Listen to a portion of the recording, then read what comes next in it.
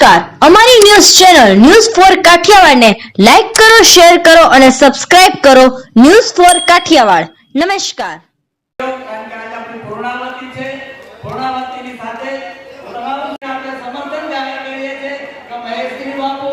आगे बढ़ो, हम तुम्हारे साथ हैं. तमाम संतों के मन से ध्यान રહેશે. ભાગવત ભગવાનને આપણે આરતી કરીશું. આરતી બાદ બધાને આપણે પ્રસાદ કરવાનો છે અને અતિ સર્વત્ર વર્જિત હો. ત્યારે અતિ થશે 100 થી ઉપર થશે ત્યારે આ જે કૃષ્ણ ભગવાન જે કૃષ્ણ એક ગજની આંગળીએ ગોવર્ધન ઉપાડે છે એ કૃષ્ણ વાંસળી બે હાથે વગાડે છે. આ કૃષ્ણ પ્રેમી પણ છે અને કૃષ્ણ પરાક્રમી પણ છે. कृष्ण प्रेमी पण छे અને कृष्ण पराक्रमी पण छे. એટલા જૂનાગઢની આ ગુજરાતની આ ગિરનારની ભૂમિના સાધુ એ કૃષ્ણ જેવો છે. કુરુક્ષેત્રની અંદર અર્જુનને જે વિરાટ સ્વરૂપ બતાવ્યું જેમાં મહેશગીરી બાપુને આ ગિરનારી દત્ત મહારાજે વિરાટ સ્વરૂપ બતાવ્યું હતું કે તું જા અને દિલ્હીની અવાજ કર. એ ખાલી એક પ્રક્રિયા હતી પણ મૂળ તો આ ચેતના આઈની જ છે અને એ ગિરનાર ઉપરથી આજે ઉતરી અને આ તળેટીમાંથી આજે નગર સુધી પહોંચી છે. નગરમાં આવવાનું આ ચેતનાઓની પરંપરા ભૂતનાથ, રાણપુર અને કમડળકુંડ એની આજે વર્ષોથી અન્નક્ષેત્ર બાપુ છેલ્લા 7 દિવસે હરિહર કરતા જાઓ, ટુકડો કરતા રહેતા. એનો ભાવ કે મારો કોઈ સનાતની આની પ્રસાદી લઈ લે એના જીવનની અંદર તૃપ્તિ થાય અને આધ્યાત્મિક જીવનની અંદર કાંઈક આગળ જાય એવો ભાવ છે. આ સમયે અમારે એક સાધુ સમાજની એક નાની વાત મૂકી. મહાદેવ બાપુ, મહાદેવજી અને મહેશ બાપુ આપણે સૌએ ભાવોની પરંપરા પ્રમાણે भगवान ने दीवो करवा माटे. अवधेशानंद गिरी जी महाराज को इतना ही कहूँगा कि आप जो कुछ भी बोले हो, आप ही मुझे सन्यासी है, मेरा सन्यासी है बता रहे थे सब जगह पर. मैं जब कुर्ता पजामे में था तब भी मैं अखाड़े में आता था, आप सबको बोलते थे कि आपका सन्यासी है. जब मैं गद्दी पर बैठा, आप शिवरात्रि में आए तब भी आप बोल रहे थे कि मेरा सन्यासी है. तो मैंने गलत कहाँ किया? हरिगिरी और प्रेमगिरी स्वयं आए थे चादर विधि करने के लिए और पूरा गिरनार मंडल था. 1-1 लाख रुपए दक्षिणा लेकर के गए. तो गलत कहाँ किया? गलत तो वो लोग कर रहे हैं दूसरों की जमीनें हड़पने का. तो आचार्य जी थोड़ा सा आप समर्थन करेंगे तो अच्छा रहेगा. मैं नहीं चाहता, मुझे पता है कुंभ मेला आ रहा है और सब कुछ हो रहा है. मैं केवल प्रार्थना कर सकता हूँ कि सत्य का साथ देंगे तो व्यवस्था बदलेगी और ये हरिगिरी प्रेमगिरी जैसी गैंग जो है उससे मुक्ति मिलेगी अखाड़े को. मैं कहना चाहूँगा, देखिए साधु एक अवस्था प्राप्त होने के बाद होता है तो सही है, भर्ती मेला बंद होना चाहिए. जो सच में अपने जीवन में कुछ परिवर्तन चाहता है, दीक्षा लेता है, वो बात एक अलग है. पर थोड़े समय उसको एक समाज में रखो, अपने पास रखो.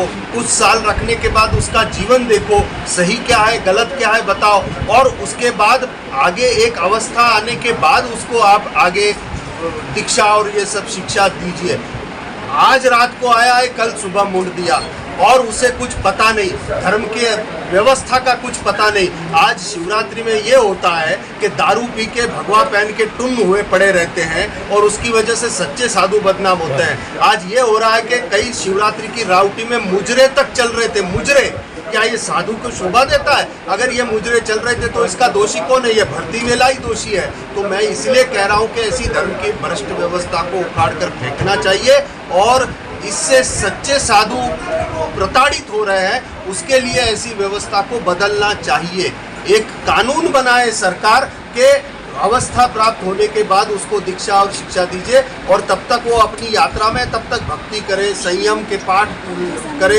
उसको भी तो पता चले कि सन्यास होता क्या है या साधु बनने के बाद क्या होता है. बच्चे छोटे छोटे बच्चों को बना देते हो, अब उसमें नैसर्गिक गुण उत्पन्न होते तो उनको ये बताने वाला कोई नहीं है कि बेटा अगर तुम्हारे अंदर ये काम वासना जन्म लेती है तो इसको कैसे ऊर्ध्वरेता करना चाहिए. मैंने आपको मंच से भी कहा कि श्री श्री रविशंकर जी का मैं अपना लाख धन्यवाद करता हूं कि उन्होंने उनके पास जाकर के सही बातें पता चली और उनके बाद मेरी आत्मग्लानि दूर हुई। तो ऐसे सभी के साधुओं को मौका मिलेगा नहीं मिलेगा पता नहीं है। तो मैं ये कहना चाहूँगा कि ऐसी भ्रष्ट व्यवस्था का उखाड़ कर फेंकने का संकल्प सब करें।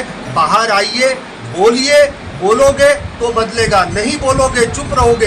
एक मीटू, आपको पता है मीटू एक मूवमेंट चालू हुआ था, तो 20-20 साल का जो दर्द था महिलाओं का, माताओं का, वो उन्होंने बाहर निकाला था। ऐसी मूवमेंट चालू होनी चाहिए कि हाँ गलत हुआ है, हमारी ज़मीनें हड़पी है, हमारे साथ ऐसा गलत किया है, हमारे यौन शोषण हुआ है। ऐसा कई ऐसे चेलियाँ बनाते हैं साहब, कई चेलियों के ऐसे फोन आए मुझे, बलात्कार हुए हैं उनके, बलात्कार हुए हैं, ऐसे कई साधुओं के फोन आए। मैं आपको सबको कहूँगा अगर बोलोगे नहीं ना, बोलोगे नहीं तो इतना याद रखेगा कभी बदलेगा भी नहीं, बोलना पड़ेगा। भगवान की साक्षी में कसम खा के बोला था कि जो कहूँगा सत्य कहूँगा। मैंने मंच से जो बात कही मैंने पूरा सच बताया है जो मेरे साथ हुआ और कई ऐसे नादान साधुओं के साथ, निर्दोष साधुओं के साथ होता है। आज कोई बोल नहीं पा रहा है पर मैंने अपनी पीड़ा से सब पीड़ा व्यक्त की, ऐसा हो रहा है और इसलिए मैंने कहा कि सब अब बाहर आके बोलो। आप मुझे बताइए, एक बच्चा साधु बनता है, उसे ये कहा जाता है कि गुरु जो कर रहा है वही सेवा है। अमृतगिरी बापू के संस्कार मुझे मिले हैं और उन्होंने कहा पाखंड नहीं चलेगा। बस उस बात को मैंने ध्यान रखा कि अब पाखंड को दूर करना है, धर्म की भ्रष्ट व्यवस्था है उसको दूर करना है। और जो मैंने बात कही वो पूर्णतः सत्य है। बच्चे जब साधु बनते हैं और ये जैसे प्रेमगिरी और ये इस तरह के साधु जो है, उस बच्चे ने खुद कहा था कि उसका बलात्कार किया गया और उसके साथ यौन शोषण हुआ। और हमारी बात हमने जो कही थी कि बच्चा तेल लगा दे और ये मालिश कर दे और यहाँ वहाँ हाथ लगवाया, एक बच्चे को क्या पता होता है बेचारे को कि ये गलत है या सही है। जब बड़ा होता है तो आत्मग्लानि में चला जाता है। ऐसे जो धर्म की भ्रष्ट व्यवस्था बन चुकी, शंकराचार्य ने ऐसा संन्यास नहीं दिया था, सनातन परंपरा ने ऐसा संन्यास नहीं दिया था, पर आज वो परंपरा भ्रष्ट हो चुकी है। उस भ्रष्ट की परंपरा को, उस वातावरण को बदलना बहुत आवश्यक है। मैं सभी धर्माचार्यों से कहूँगा भर्ती मेला जो चालू किया उसको बंद करो। अच्छे सच्चे साधु उससे पीड़ित हो रहे हैं और जो गरीब साधु है अखाड़े के और ऐसे उनकी जगह हड़प रहे हो आप लोग, आपको शर्म आनी चाहिए। और ये जो बातें बताई ये पूर्णतः सत्य है। ऐसा ह्यूमन राइट्स को भी मैं कहूँगा कि अंदर जाइए, उन साधु महात्माओं के साथ बात कीजिए तो पता चलेगा कि कितने बड़े कांड चल रहे हैं। अगर ये ह्यूमन राइट्स और सरकार हरिगिरी, प्रेमगिरी और ऐसे जो साधु हैं इनके ऊपर तहकीकात करेगी तो देश के ऐसे ऐसे कांड खुलेंगे, ये धर्म की व्यवस्था हिल जाएगी साहब। इस भ्रष्ट व्यवस्था का सत्यानाश होना चाहिए और सत्य सनातन धर्म जो हमें परंपरा में मिला है, वैदिक धर्म जो शंकराचार्य जी ने दिलाया है, उसका शुद्धिकरण फिर से वहाँ करना चाहिए, ये मेरी मांग है।